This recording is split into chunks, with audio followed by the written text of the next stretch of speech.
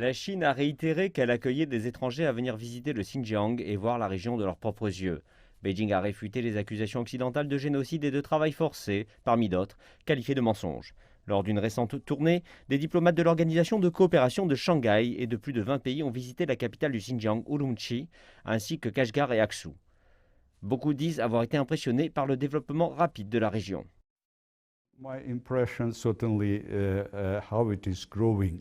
Mon impression est certainement que tout va très rapidement, surtout l'économie de cette région.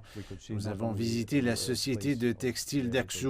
Nous pouvions voir non seulement les lieux où ils travaillent avec des machines textiles modernes, et dans le même temps, le salaire horaire est très important, de 600 à 900 dollars par mois.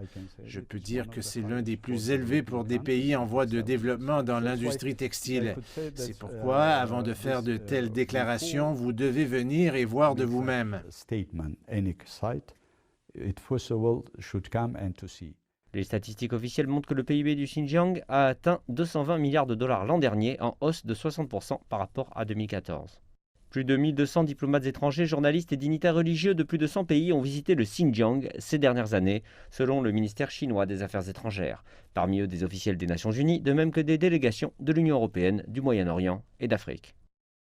Il y a tellement de mensonges concernant le Xinjiang maintenant. Par exemple, il y a des revendications de génocide, mais en fait, la population de la région croît plus rapidement que dans d'autres parties de Chine. Je pense que tout cela fait partie d'un complot impérialiste contre la croissance de la Chine.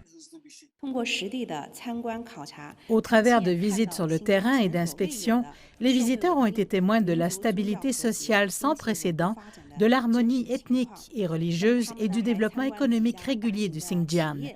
Ils ont également visité de grandes entreprises locales, des familles ouïghours et ont ressenti les réalisations exceptionnelles du Xinjiang dans la mise en œuvre du développement économique basé sur une stabilité durable, une amélioration significative du niveau de vie de la population et la protection des droits de l'homme. Alors que les allégations sur des abus en matière de droits de l'homme au Xinjiang continuent de faire les gros titres en Occident, la Chine déclare vouloir que le monde voie la vérité par lui-même.